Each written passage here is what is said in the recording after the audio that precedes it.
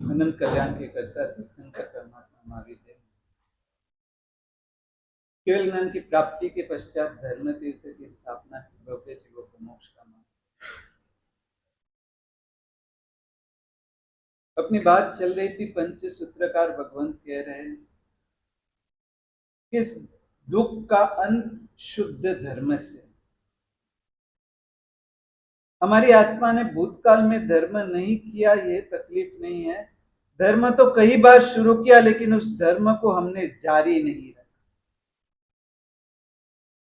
उत्साह में शुरू किया हुआ धर्म, किसी निमित्त से शुरू किया हुआ धर्म, वह नित्यता को नहीं पा सकता। बीच में ही नदी सूख गई समुद्र तक पहुंचने के पहले।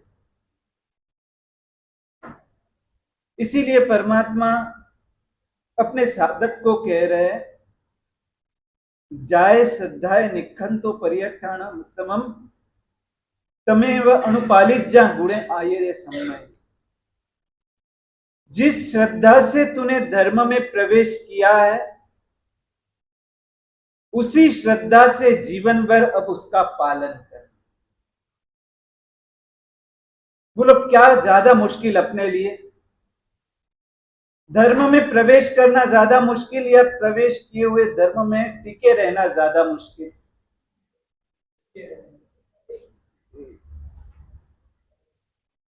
कोई निमित्त मिला, धर्म में प्रवेश हो जाता है, लेकिन उस धर्म में टिके रहने की नैतिक जिम्मेदारी हमारी व्यक्तिगत हो।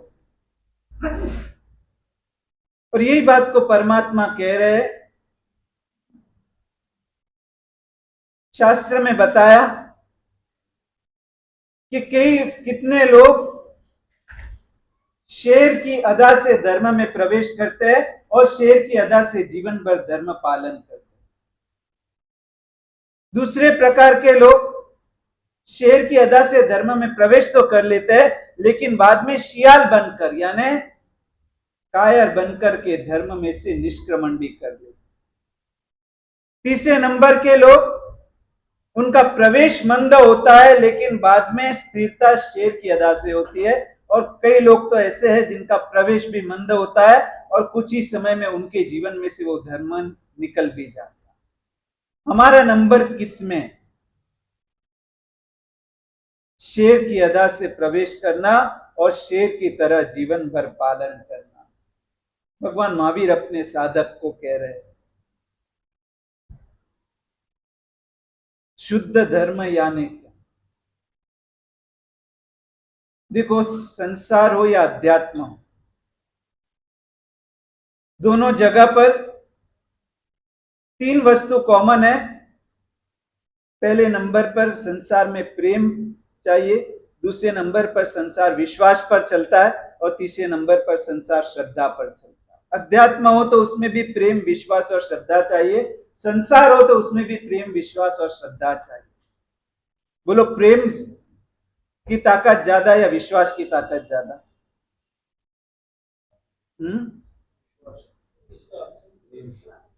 प्रेम की, कोई कहेगा प्रेम की ताकत ज्यादा, कोई कहेगा विश्वास की ताकत ज्यादा।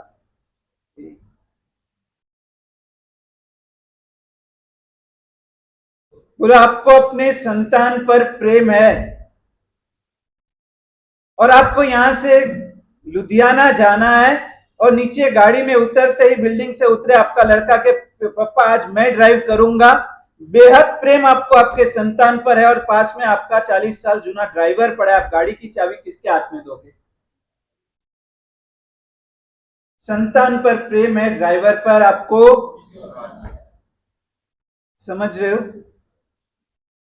आज आपका लड़का आपकी दुकान पर आपके साथ में मेहनत करने के लिए आपके फर्म पर ज्वाइन हुआ है, फिर भी आप तिजोरी की चाबी लड़के को दोगे या 40 साल पुराने मैनेजर को दोगे? क्योंकि लड़के पर प्रेम है। देखो, प्रेम खड़ा करने के लिए चाहे संबंध भी माध्यम बन सकता है, संपत्ति के कारण भी दो व्यक्तियों के बीच में प्रेम हो सकता है, सौंदर्य के कारण भी हो सकता है, सत्ता के कारण भी हो सकता है, सेवा के कारण भी हो सकता है। प्रेम खड़े होने के कई परिबल है, लेकिन विश्वास किसी का जीतना वो बहुत बड़ी। नीति शास्त्र में तो कहा है अपने जीवन की सबसे बड़ी मूड़ी हो तो हमने कितनों का विश्वास जीता है। लगता है हमने जीवन में जिसका जिसका विश्वास संपादन किया है, उस विश्वास को पूरे वफादारी से अदा करने में हमने कभी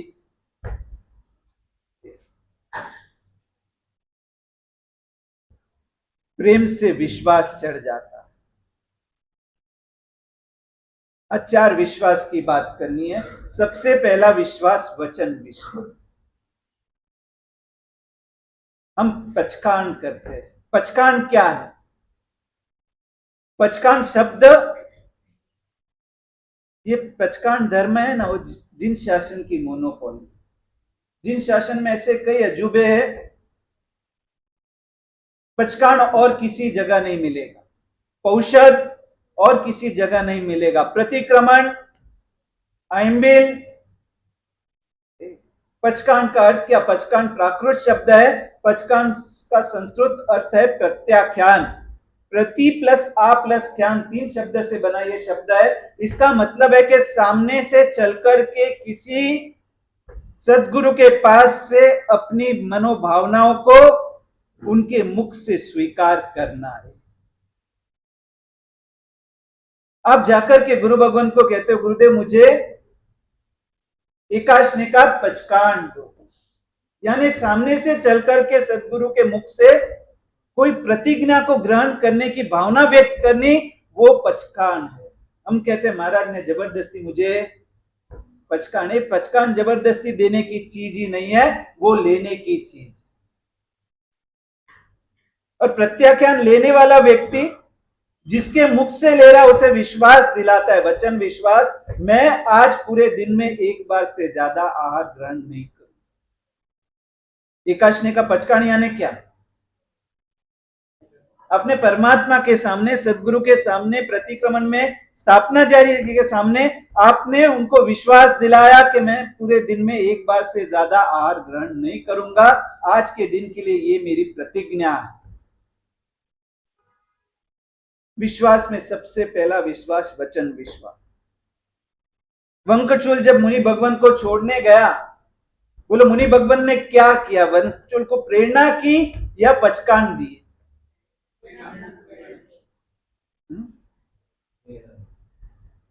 मुनि भगवंत ने वंकचूल को खाली इतना समझाया कि धर्म ऐसी चीज है जिसे हर कोई व्यक्ति हर किसी स्तर पर उसका पालन अपनी शक्ति अनुसार कर सके। तू जिस परिस्थिति में है, तू जिस वातावरण में, उसके अनुरूप भी तू कुछ ना कुछ अभिग्रह धारण कर, कुछ ना कुछ धर्म कर, और धर्म के प्रभाव से तेरी सुरक्षा होगी, तेरी वृद्धि होगी। और वंकचूल को यह प्रेरणा जब मगज में, दिमाग में बैठी, स्थिर बनी, तब वंकचूल ने कहा गुरुदेव कहो मेरे लिए क्या करने योग्य है। और गुरु ने सबसे पहली प्रतिज्ञा दी, पर प्रेरणा की कि तू अनजान फल न खाने की प्रतिज्ञा ले। और वंकचूल ने कहा गुरुदेव पचकान दी।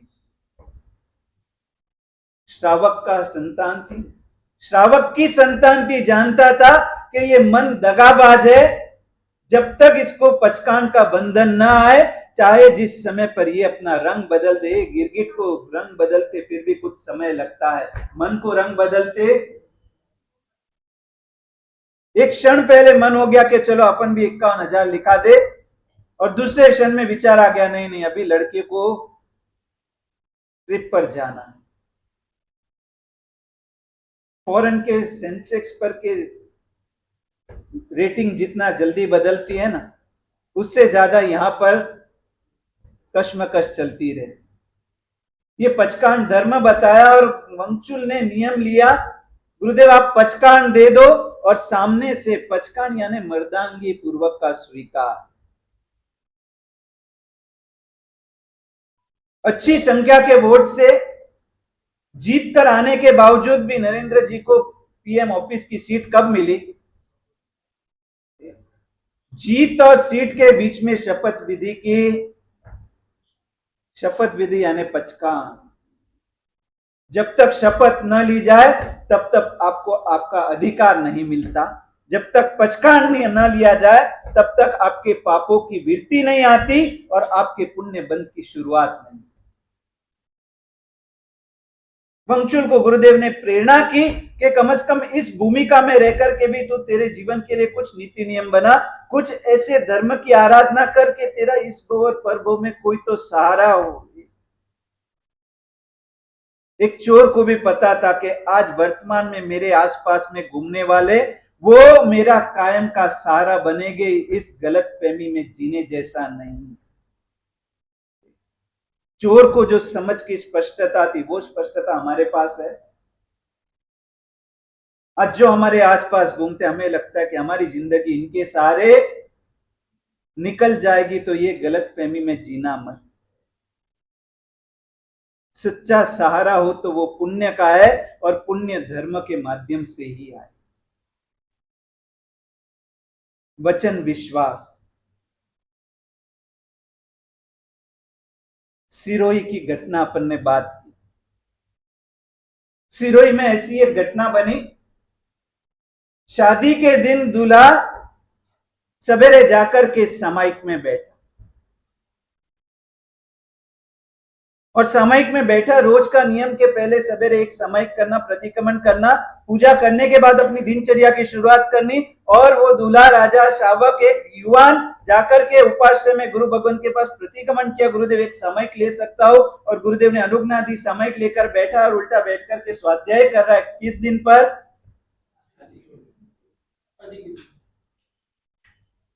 ये धर्म, ये संस्कृति। हम मुंबई में थे, कई श्रावक श्राविका ऐसे मिले जिनके इतिहास में उन्होंने याद किया, गुरुदेव हमारे शादी के दिन हम दोनों का आइम्बिल। और वो युवान स्वाध्याय कर रहा है और स्वाध्याय करते करते जोगानुजोग पात्र भी कैसा ढूंढते थे। जिसके साथ शादी होनी थी वो लड़की उपाश्रय में सवेरे पूजा करके वंदन का उसका नित्य क्रम, और वो वंदन करने आई और महात्माओं को, बड़े महाराज को वंदन किया, दूसरे को किया, तीसरे को किया, और उल्टे बैठे इस श्रावक के सफेद वस्त्र और उसको भी साधु समझ के वंदन कर दिया। और वंदन करने के बाद पूछा, स्वामी शाता छे जे भगवान? और वो श्रावक पीछे देखते, मैं साधु नहीं, और पीछे देख रहा है तो आज जिसके साथ मेरी शादी होने वाली है उसने मुझे स्वामी शाता छे जी पूछा। उस लड़की की आंखें झुक गई, वो सहम गई, वो भी वहां से निकल गई। लड़का भी सहम गया कि हो ये क्या हो गया, भूल हो गई। और सामायिक पाने के बाद लड़का आचार्य भगवंतों के चरण में बैठा है। गुरुदेव, इच्छा नहीं थी, लेकिन कुदरत पता नहीं हमारे लिए क्या सोच रहा है। आज मेरे साथ जिसके जीवन का संबंध बनने वाला है, उस बहना ने, आज उस लड़की ने आके मुझे वंदन किया और मुझे पूछा, स्वामी शाता छे जी। अब इस वचन के विरुद्ध जाकर के आचार्य भगवान ने कहा, तुम्हारी जैसी इच्छा और जैसा तुम्हारा मनोबल। और सिरोही के इतिहास में स्वर्ण पर्णों में वो अंकित हो गया। वो लड़का घर पर जाके अपने पिता को कहता है, पिताजी अब ये संबंध नहीं हो सकता। उसने मुझे वंदन किया और शाता पूछे, पिताजी कहते हैं तो भूल में होता है। नहीं पिताजी, भूल भी कोई अच्छे कारण से हुई है, अब उसमें से क्या लेना आगे। पिताजी, उसने मुझे स्वामी कहा है, अब मैं उसका स्वामी सही अर्थ में बनकर बताऊंगा, मैं चारित्र लूंगा। बरघोड़ा निकलेगा, इसी समय निकलेगा, 10 बजे सभी बाराती आएंगे, लेकिन वो बारात में नहीं आएंगे, मेरी दीक्षा के बरघोड़े में आएंगे। ये समाचार लड़की वालों को भेजा गया और लड़की ने सोचा, जिसके साथ मेरा जीवन संबंध बनने वाला है, पूरा जीवन जिसके साथ बीतने वाला है, वो यदि प्रभु के मार्ग पर निकल रहा है, मैंने तो मनोमन सोच लिया था वो जिस मार्ग पर जाए वही मार्ग। दोनों का उसी समय 10 बजे शादी की बारात नहीं निकली, लेकिन दोनों की दीक्षा का बरघोड़ा निकला और दोनों की दीक्षा। वचनों की भी क्या ताकत। आज हमारे जीवन में हमारे मुख से निकलते हुए शब्दों को भी हम कितनी अहमियत देते हैं। सुबह बोले हुए शब्दों पर से शाम में घूम जाते हैं। ये भूमि के संस्कार क्या। जिस समय दशरथ ने एक बार वचन दे दिया और उसके बाद से तो कहावत पड़ी और तुलसीदास जी को लिखना पड़ा कि रघुकुल रीत सदा चली आई, प्राण जाए पण वचन ना। जीवन में वचन विश्वास। हम हमारे गुरुदेव से आज्ञा लेकर के निकलते हैं, गुरुदेव गोचरी जाओ, निकलने के पहले एक विनय है, गुरु से वडिल से अनुज्ञा लेकर के निकलना। और गोचरी पर निकले हुए साधु को बीच में यदि जिन मंदिर दर्शन करने खड़े रह जाए तो उसको प्रायश्चित आता है। मंदिर के दर्शन करना पुण्य का काम है या क्या है? उसका प्रायश्चित। जी हाँ, आपने क्या अनुज्ञा लेकर निकले थे गुरु से? गुरुदेव गोचरी जाओ, आपके वचनों को आपको वफादारी से निभाना है। भले ही गुरु परमात्मा के दर्शन से पुण्य बंद होता है, लेकिन गुरु को जो वचन दिया था, वचन का पालन नहीं किया, उसका प्रायश्चित आपको। हमें हमारे शब्दों को समझना चाहिए, शब्दों को जीवंत बनाना चाहिए। जो शब्द निकल गए उसके ऊपर जीने का प्रयत्न करना चाहिए, पुरुषार्थ करना चाहिए। वंशचूल ने अपने गुरु से 4 प्रतिज्ञा ली, अनजान फल नहीं खाने। और एक बार ऐसा हुआ, वंशचूल ने किसी श्रेष्ठी के सारथ को लूट लिया और पूरा काफिला लूटने के बाद उस सारथ ने भी अपना बदला लेने के लिए वंशचूल के ऊपर राजा के पास से कुछ सैन्य पाकर के वंशचूल और उसके चोरों की पल्ली के ऊपर हमला किया और चोरों के साथ लड़ते लड़ते इतनी भीषण लड़ाई हुई और इसमें चोरों की हार हुई और उनको वहां से पलायन करना पड़ा और कहीं दूर जंगल में भाग गए। अब सिपाही उनका पीछा नहीं कर सके, दूर जंगल में भागते भागते सभी लोग थक गए। जो चोर बचे थे वो वंशचूल के साथ गीत जंगल में, घने जंगल में जाकर के वहां विश्राम करने लगे और सभी थके हारे करना क्या, सो गए, सोकर उठे और बाद में भूख लगी है लेकिन खाना क्या करना का। वहां पल्ली पर जाए तो सैनिकों का पहरा है, यहाँ पर यदि जीवन निर्वाह करना है तो खाने के लिए कुछ फल फूल वगैरह ढूंढने लगे और वहां पर सभी सूरों को एक सुंदर वृक्ष दिखाई दिए, पूरा बगीचा उस वृक्ष में फलों से लदा हुआ और फल इतने सुंदर सुगंधित तोड़ करके वंशचूल के पास लाए और वंशचूल को कहा कि ये फल ग्रहण करो मालिक, ये फल ग्रहण करके कुछ दिन यहाँ बीत जाएंगे, सभी कुछ शांत हो जाएगा मामला, वापस हम हमारे काम पर चढ़ेंगे। और वंशचूल ने भी पेट में तो इतनी जबरदस्त भूख लगी थी और उस फल को सूंघा, देखा रंग इतना सुंदर, रूप इतना सुंदर, रस इतना स्वाद इतना सुंदर, गंध इतनी सुंदर, लेकिन इसको मुंह में खाते समय जैसे ही नजदीक लाया और वंशचूल को याद आया ये फल कौन सा है। साथियों को पूछा ये फल कौन सा है, हमें पता नहीं। वंशचूल सोचता मुझे भी पता नहीं। और इस समय उस चोर ने अपनी की हुई प्रतिज्ञा याद आई, भूखे रह जाएंगे लेकिन दिया हुआ वचन नहीं तोड़ेंगे। सभी को कहा मैं ये फल नहीं खाऊंगा। लेकिन सरदार इसके बिना अब जीवन चलेगा कैसे, हम तो खाते, हमारे से भूख सहन नहीं होती। सभी ने खाए, सो गए और सोने के बाद 2-3 घंटे के बाद जब जगे, वंशचूल जगा, उसकी आंख खुली और उसने देखा कोई भी साथीदार जगा नहीं है। एक को जाकर के उठाया, दूसरे को उठाने की मेहनत की और पानी छाटा, प्रयत्न किया, कोई उठ नहीं रहा है। और जाकर के जब उनकी नाड़ी तपासी और सांसें मापी, पता चला कि उनका तो आयुष्य पूरा। वंशचूल को विश्वास हो गया कि जरूर ये फल जहरी फल, जहरी फल दिखने में भले ही चाहे जितने सुंदर हो, चाहे जितनी अच्छी सुगंध आती हो, लेकिन ये फल भीतर से जहरी थे। मेरे सभी साथी ये फल खाकर जिसने जिसने खाया सभी का आयुष्य पूरा। वचन के विश्वास के कारण वंशचूल की रक्षा। जीवन में सबसे महत्व का है, 4 विश्वास को समझना है। सबसे पहला वचन विश्वास, दूसरे नंबर पर बताया वेश विश्वास।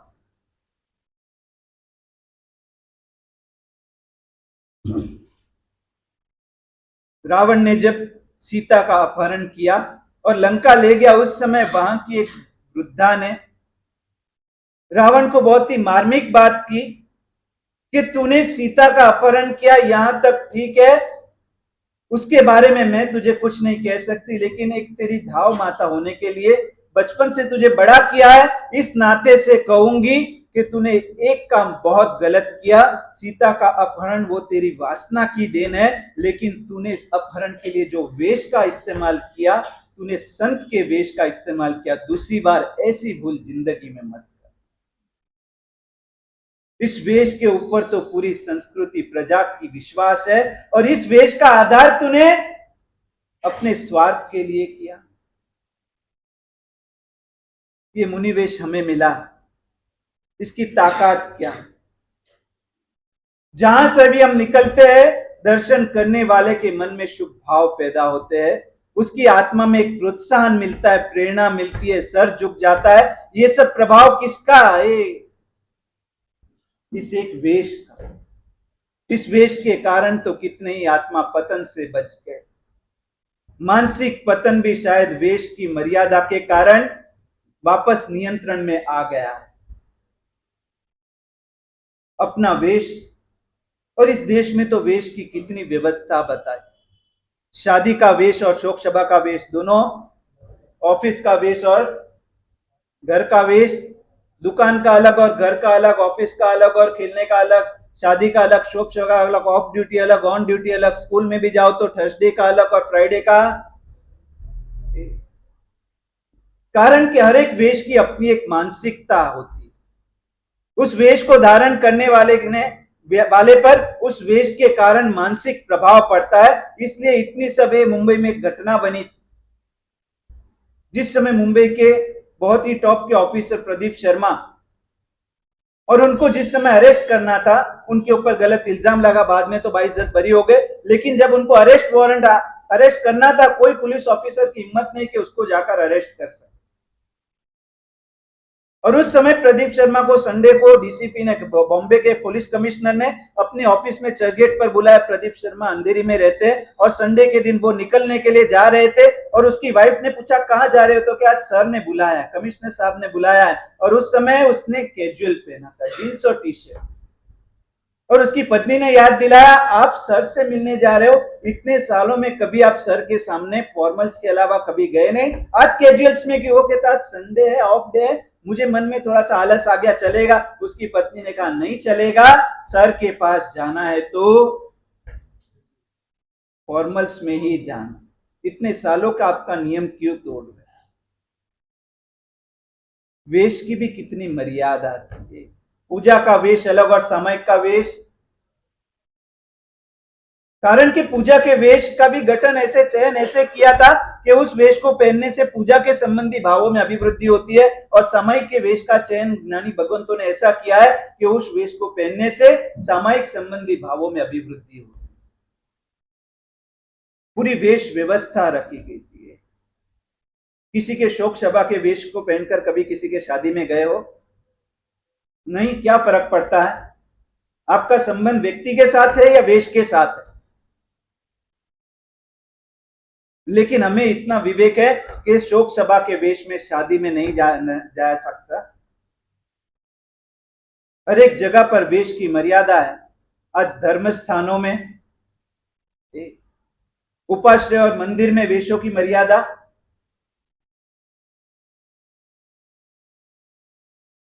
वेश की भी एक मर्यादा रखी गई है।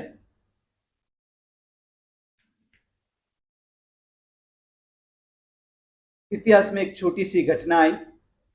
जोधपुर नरेश, उसने अपनी कन्या को अभ्यास कराने के लिए एक सन्यासी को नियुक्त किया, और जोधपुर नरेश की कन्या राजकुमारी इतनी सुंदर और इतनी लावण्यवान, पढ़ाते पढ़ाते एक दिन सन्यासी के मन में विकार पैदा हो गए, और उसके मुख से कुछ ऐसे शब्द निकले, राजकुमारी उसके भावों को परख गई, और वहीं पर उसको एक जोरदार तमाचा लगाया, और तमाचा खाते ही सर झुका करके सन्यासी वहां पर से निकल गया।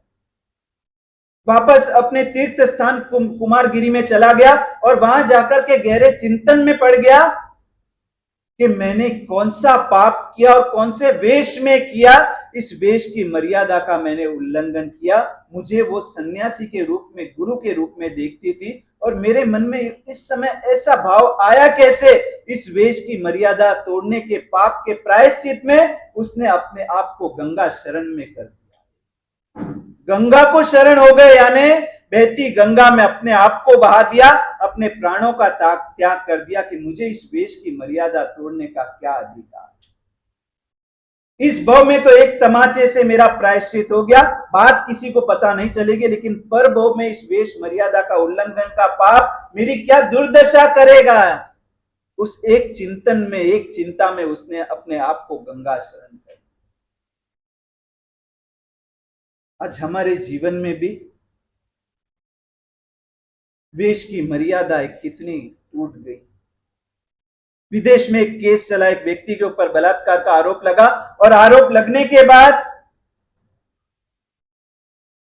जब जिसके ऊपर आरोप लगा था गुनहगार को पूछा गया, जज ने पूछा कि तेरी आखिरी इच्छा बोल, और उस समय उस गुनहगार ने कहा जज साहब आपने मुझे फांसी की सजा दी है, मुझे कोई उसका गम नहीं है, लेकिन मैं एक बार आपको चाहता हूं कि जिस वेश में मैंने ये कदम उठाए उस समय उस सामने वाली लड़की ने जो वेश पहना था उस वेश में एक बार उसको आप यहां पर हाजिर होने का ऑर्डर करो। और वो लड़की उसी वेश में जज के सामने आई कोर्ट में, और जज ने उस गुनहगार को बाइज्जत बरी कर।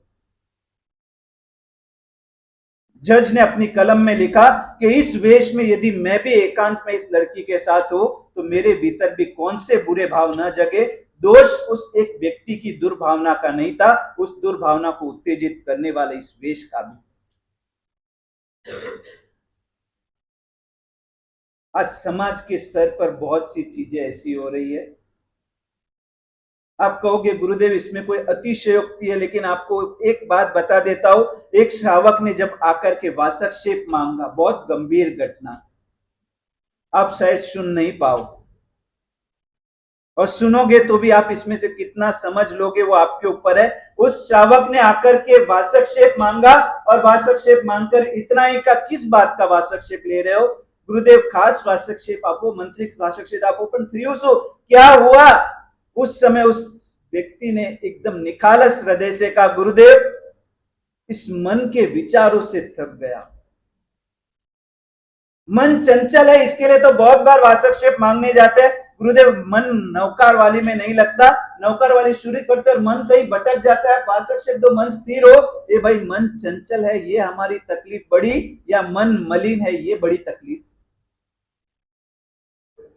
लेकिन हम आज तक मार्गदर्शन किसके लिए मांगने गए? मलिन मन की शुद्धि के लिए या चंचल मन की स्थिरता के लिए?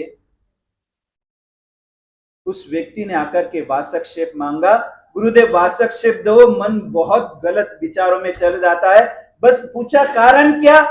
मेरे परिवार वाले समझने तैयार नहीं, मैं किस तरह अपनी बेटी को कहूं कि मैं उसका पापा हूं, साथ में मैं एक पुरुष भी हूं। इतना बोलकर वो व्यक्ति मौन।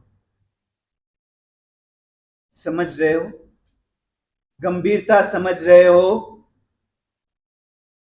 उस व्यक्ति को अपने आत्मा की चिंता थी, महाराज जी मेरी बेटी समझ नहीं पा रही है कि मैं उसका पापा हूं, साथ में मैं एक पुरुष भी हूं, कितना प्रयत्न करूं, लेकिन जिस समय मन में मलिन भावधारा चलती है आगे कुछ बोल ही नहीं सका। उसकी आंखों ने आगे की पूरी बात पूरी कर दी। आंखों में से जो आंसू की धारा निकली, अब आपको इसमें से समझ लेना है कि वो व्यक्ति की आंखें क्या कह रही थी, उसको पश्चाताप किस बात का था? वेश विश्वास। तीसरा नंबर का विश्वास है व्यवहार विश्वास। वंगचूल ने अपने गुरु को जो प्रतिज्ञा दी उस प्रतिज्ञा का प्रामाणिकता से पालन किया। पहली प्रतिज्ञा थी अनजान फल नहीं वापरना, दूसरी प्रतिज्ञा दी थी जब भी किसी पर प्रहार करना हो तो 7-8 कदम पीछे जाकर के फिर प्रहार करना। बोलो ये प्रतिज्ञा लेने जैसी है ये सब? इस प्रतिज्ञा में धर्म क्या है? प्रतिज्ञा के प्रति जो मन में सुख भरकर बैठे हैं ना, महाराज जी कर लेंगे, लेकिन प्रतिज्ञा सच में कहो इन भक्तामर के तपस्वियों से पूछ लो, यदि एकादशी का सुबह पचकान नहीं लिया होता तो इन 35 दिनों में कई बार ऐसी परिस्थिति आ गई कि शायद पचकान नहीं होता तो आज वो भक्तामर तप के 36वें एकादशी तक नहीं पहुंचे, गारंटी। कई बार शरीर में ऐसी तकलीफें आई, परिवार में ऐसी परिस्थिति खड़ी हो गई, लेकिन एक प्रतिज्ञा के बल के कारण आए हुए सभी अंतराय टूट गए, सभी परिस्थितियां जो प्रतिकूल थी वो सानुकूल बन गई। ये सब किसका प्रभाव? प्रतिज्ञा धर्म का। और उसका जस खुद मत लेना। कोई पूछे शाता में वहां बस मैंने अभी एकादश नहीं किए, मैंने तब क्या रे, मैंने कुछ नहीं किया, मेरी कोई ताकत नहीं की। ये तो परमात्मा ने जो प्रतिज्ञा धर्म बताया, पचकांड धर्म किया और पचकांड के कारण आज इस सिद्धि के निकट तक पहुंच। वंगचुल ने दूसरी प्रतिज्ञा ली, जब भी किसी पर प्रहार करना हो 7-8 कदम पीछे जाना। वंगचुल की अब शक्ति टूट चुकी है, उसके साथी बिखर चुके हैं और ये खबर मिलते ही एक नाटक मंडली वो उसके पल्ली के यहाँ पहुंच गई और वहां जाकर के जिद करने लगी, हमें आज ही आज तुम्हारे सरदार के सामने अपने नाटक की प्रस्तुति करनी है। और वंगचुल की पत्नी और बहन वो दोनों पल्ली में थी और उसे पता थी कि हमारे बीच अब कोई पुरुष वर्ग नहीं है, सब बिखर चुके हैं, आधे तो मर चुके हैं, कई कोई अलग अलग भटक चुके हैं। और ऐसे समय में यदि इनको पता चला तो 500 परिवार की जो औरतें हैं, साथ में बच्चे हैं और हमारी धन सामग्री है, इसकी क्या दशा होगी। और उस समय उन दोनों ने विचार करके वंगचुल की बहन ने पुरुष का वेश पहना और वंगचुल की पत्नी उसने महारानी का वेश पहना और दोनों ने नाटक मंडली को रजा दी कि तुम हमारे महाराजा हमारे पल्ली में ही है और उसके सामने तुम अपना नाटक बताओ। नाटक मंडली को लगा हमें तो खबर मिली थी कि इस पल्लीपति यहाँ से गैर हाजिर है, लेकिन वो तो मौजूद है, अब यहाँ कुछ भी गलत करने जैसा नहीं है। उन्होंने अपना नाटक बताया और देर रात तक नाटक चला और नाटक पूरा होते ही राजा और रानी के वेश में उसकी बहन और पत्नी ने नाटक मंडली को बहुत ही अच्छी रकम देके राजी करके वहां से रवाना किया। और देर रात होने के कारण बहन और पत्नी ने अपने वेश परिवर्तन नहीं किए, बहुत थक गए, उसी वेश में सो गए। और जोगानुजोग उसी रात को वंगचुल वापस अपने घर आया और अंधेरे में थोड़ी बहुत चंद्र की किरणें आ रही थी और पलंग पर देखा उसकी पत्नी सीधी सोई हुई है और कोई पुरुष वेश में सोया हुआ, पत्नी के पेट पर हाथ रखा हुआ कोई पुरुष उल्टा सोया हुआ है। और ये दृश्य देखते ही वंगचुल के भीतर क्रोध की ज्वाला भड़क उठी। मेरी पत्नी पर पुरुष के साथ सोई हुई है, ये तो मैं इस समय बिना कहे पहुंच गया और आज मेरी आंखों के सामने मैं क्या देख रहा हूं। इतना क्रोध, इतना आवेश, और उस आवेश में तलवार बाहर निकाल करके सोच रहा है कि अभी दोनों को यहां खलास कर दो। मेरे पीछे ये चल रहा है, काले धंधे चल रहे हैं, ये विश्वासघात चल रहा है। और उस समय वंगचुल को अपने गुरु की प्रतिज्ञा याद आई, 7-8 कदम पीछे जाना। और 7-8 कदम पीछे चला और वहीं पर उसकी तलवार ऊपर के लटकते हुए फानस से टकरा गई और वहां टकरावट की आवाज सुनते ही बहन की आंखें खुल गई और बहन ने नींद में ही कह दिया, कौन भैया आए हैं।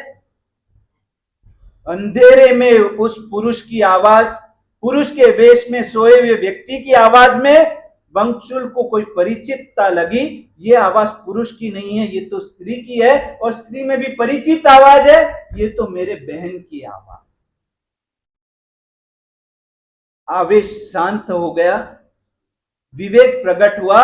मैंने पूरी घटना को जाने बिना ये कदम उठाने का साहस ही कैसे। एक एक प्रतिज्ञा का क्या क्या फल मिल सकता है। प्रतिज्ञा से हमारा पुण्य बढ़ता है, प्रतिज्ञा से हमारी प्रगति होती है, लेकिन हम कायम से हमारी गलत मान्यता के कारण प्रतिज्ञाओं से दूर ही रहे। पहला विश्वास कौन सा? वचन विश्वास। दूसरा विश्वास वेश विश्वास। तीसरा विश्वास बताया व्यवहार विश्वास। जो भी व्यवहार करो इस तरह करो कि हम विश्वास संपादन कर सके। किसी का विश्वास पाने के लिए कई बार पूरी जिंदगी दांव पर लगा देनी पड़ती। जिस समय महाराणा प्रताप को वो व्यापारी 2 घोड़े लेकर बेचने आया, एक का नाम बताया चेतक और एक का केतक, और उस समय महाराणा प्रताप ने क्या, इनकी खूबी क्या, इनकी काबिलियत क्या, इसका परिचय दो। और इस परिचय देने के लिए उस व्यापारी ने कहा, ठीक है, तुम एक केतक को ले जाओ और इसके ऊपर आप सवारी करो और आपके आसपास पूरा युद्ध का माहौल खड़ा कर दो। और आसपास में सभी युद्ध कर रहे और सभी लोग महाराणा प्रताप को घेर रहे निकट आ रहे, और केतक ये सब दृश्य देख रहा है, और केतक ने देखा कि मेरे मालिक की जान खतरे में है, और वहां से उसने अपनी जान को दाव पर लगा करके इतनी लंबी छलांग लगाई और पूरे उस युद्ध के माहौल में से अपने मालिक को सुरक्षित स्थान पर स्थलांतर कर दिया, और ये लंबी छलांग लगाने में केतक ने अपनी जान गुमा। वो घोड़ा वहीं पर मौत को शरणागत हो गया, और ये दृश्य देखकर महाराणा प्रताप की आंखें भर आई। अब उस व्यापारी ने पूछा, बोलो अब दूसरे घोड़े की परीक्षा करनी है? और महाराणा ने कहा, नहीं नहीं नहीं, एक भूल जिंदगी भर याद रहेगी, दूसरी बार ये भूल नहीं करनी। और वही चेतक ने हल्दी घाटी के युद्ध में महाराणा की जान बचाई। रिहर्सल के भी युद्ध में घोड़े सर के तिरियंस ने भी अपने व्यवहार का विश्वास टिकाने के लिए अपनी जान दे दी। अपन तो व्यवहार में भी कितने चोखे, अपना व्यवहार कितना शुद्ध।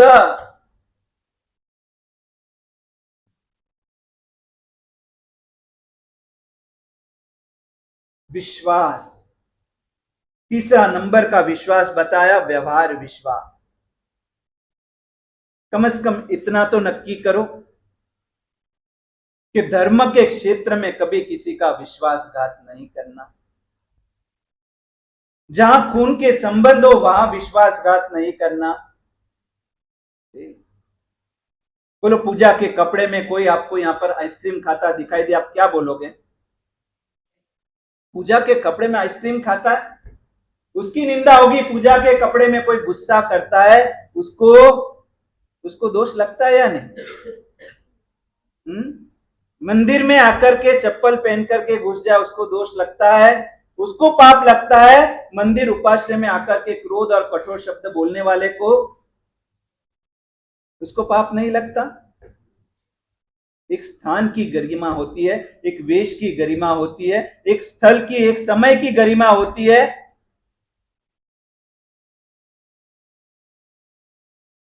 व्यवहार विश्वास। मुंबई में एक घटना बनी, घटना एक 125 साल पहले की। गोदरेज कंपनी की जो संस्थापक थे अर्देशर जी, पारसी, और उनके साथ में उनके पार्टनर थे सोशब जी साध, पारसी। उन दोनों की मित्रता, और दोनों की पत्नी भी पितराई बहनें।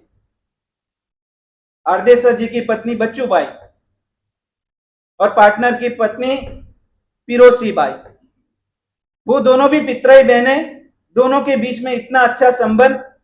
और उस समय में मुंबई में नया नया बना राजाबाई टावर, उस टावर की प्रख्याति इतनी, दोनों ने नक्की किया कि अपने को भी टावर देखने जाना है। और दोनों पारसी कन्याएं मिली, और उस समय में मर्यादाएं थी। पुरुषों के सामने बहनें घोड़ा गाड़ी में भी सवार नहीं होती थी। बैठना है तो घोड़ा गाड़ी आगे जाकर के, जहां पुरुषों का क्षेत्र पूरा होता है, वहां जाकर बैठती थी।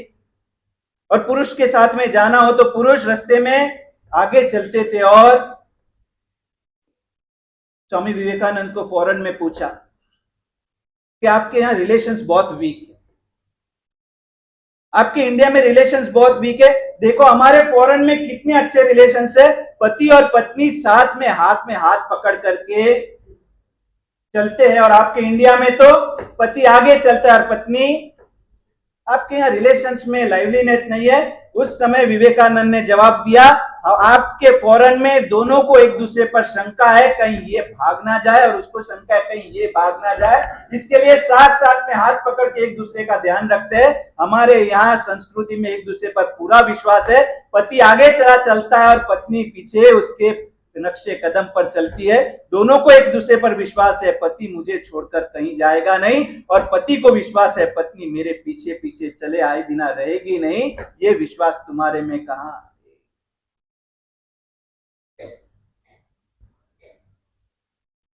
दोनों पत्नियां बच्चूबाई और पिरोसी बाई साथ में निकली राजाबाई टावर देखने के लिए, और ऊपर चढ़ी टावर में। उस समय उस टावर में अंदर जाने की सीढ़ियां 200 फीट की हाइट पर, 200 फुट पर चढ़ गए, और वहां से पूरा मुंबई दिख रहा है, उस समय का मुंबई, प्राचीन मुंबई। और दोनों नजारे देख रहे, लेकिन उनके पीछे दो लफंगे, जिनके इरादे खराब थे, वो उनके पीछे जाकर के नीचे से टावर का दरवाजा बंद कर दिया और इनको पता चला हमारा पीछा करते करके तो दो दो व्यक्ति आ गए हैं। और उस समय दोनों उस स्त्रियों ने कहा, आपको जो चाहिए, आपको जेवर चाहिए, आपको पैसे चाहिए, हम सब दे देते हैं, लेकिन आप दूसरा कुछ गलत सोच करना मत। और उस समय दोनों गुंडे लफंगे आपस में बात कर रहे, आया हुआ मुर्गा हाथ में से कौन छोड़े।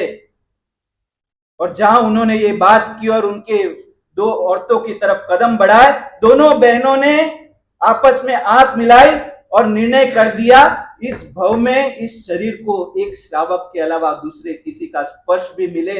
इस धरती की नारी को क्या इतिहास में कहा गया है, सूर्याम अपृश्या। जहां भी भारतीय सन्नारी की बात आती है, उसका वर्णन इतिहास में संस्कृत ग्रंथों में सूर्याम अपृश्या, इस तरह उसका शरीर ढका होता था कि उसकी रजा के बिना सूर्य भी उसको स्पर्श नहीं कर सकता। दोनों पत्नियों ने, दोनों बहनों ने निर्णय किया, इस शरीर को स्पर्श करने का इस भव में संभव नहीं है। 200 फुट की ऊंचाई से दोनों ने वहीं से ही छलांग लगा दी। पूरे पारसी समाज में हाहाकार मच गया, पूरे भारत में समाचार फैल गए। गोदरेज कंपनी के संस्थापक की दोनों पत्नियां, दोनों पार्टनर की पत्नियों ने साथ में, क्या नाम दोगे इसे, हत्या दोगे या आत्महत्या दोगे या बलिदान दोगे?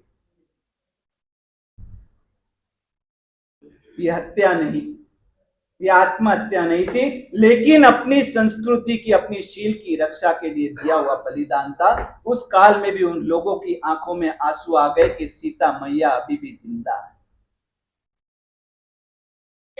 और जब पत्नी बच्चू चली गई, बाद में हरदेश्वर जी को पूरे पारसी समाज ने मिलकर के प्रार्थना की कि अब तुम दूसरी शादी करो।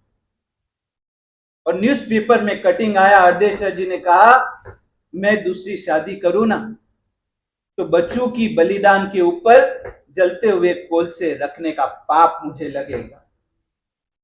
मेरे व्यवहार के विश्वास को जिंदा रखने के लिए उसने बलिदान दिया, और उसकी गैर हाजिरी में उसके प्रति का जो मेरा विश्वास था, उसके तोड़ करके मैं दूसरी शादी करूं। करोड़पति की औलाद, खुद इतनी बड़ी मिल्कत का मालिक, फिर भी उसने अपने विश्वास को, अपने गैर हाजिर व्यक्ति के विश्वास को भी धक्का ना पहुंचे, इसके लिए दूसरी शादी नहीं। आज सब बातें हमें व्यवहार का भी एक विश्वास है। वंगचुल ने 2 प्रतिज्ञा जीवन में पालन की। तीसरी प्रतिज्ञा क्या मिली थी गुरु से? जीवन में व्यभिचार करने जैसा नहीं है, लेकिन कम से कम एक मर्यादा रख ले तो कभी भी राजा की रानी के साथ व्यभिचार, गलत काम में मत पड़ना। धर्मी कौन? धर्मी की व्याख्या क्या? जो जितनी आराधना ज्यादा करे वो धर्मी। भाई आपको एक शब्द पूछता हूं, जैना। जैना शब्द का अर्थ क्या?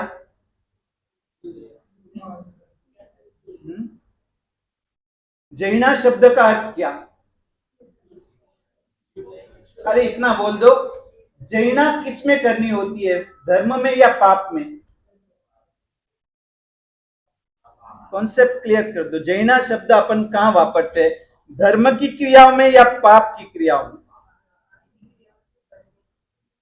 जो अनिवार्य पाप क्रिया है, जिसके बिना चल सके नहीं, ऐसी पाप क्रियाओं में कितनी कम से कम पाप क्रिया से हम जी सके, वो भाव का नाम है जैना। साख सुधारते वक्त जैना करना, कोई भी ये करना है तो झाड़ू निकालना है तो जैना पूर्वक करना, ये काम जैना पूर्वक करना, उसमें कम से कम विराध ना हो, निरपराधी जीवों की हिंसा ना हो। यानी धर्मी की वास्तविक व्याख्या मात्र धर्म आराधना कितनी करता है, वो उसकी अधूरी व्याख्या है। पाप करना पड़े ऐसी अवस्था में वो पाप में भी कितनी जैना का भाव रखता है, वो उसकी पूरी व्याख्या है। धर्म आराधना तो हम हमारी गिना देते हैं, पाप के भीतर हमारे जैना का परिणाम कितना?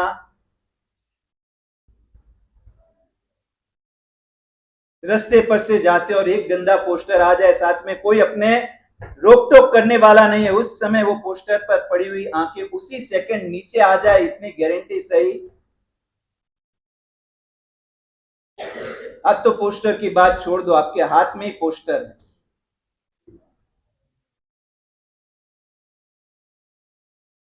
पहले कुछ गलत काम करना होता तो समाज से बचना पड़ता, संबंधियों से बचना पड़ता। आज समाज, संबंधियों और घर के बीच में रह करके भी आप चाहे वो दुष्कृत्य कर सकते। इतनी आपके लिए सहूलियत टेक्नोलॉजी ने कर दी है।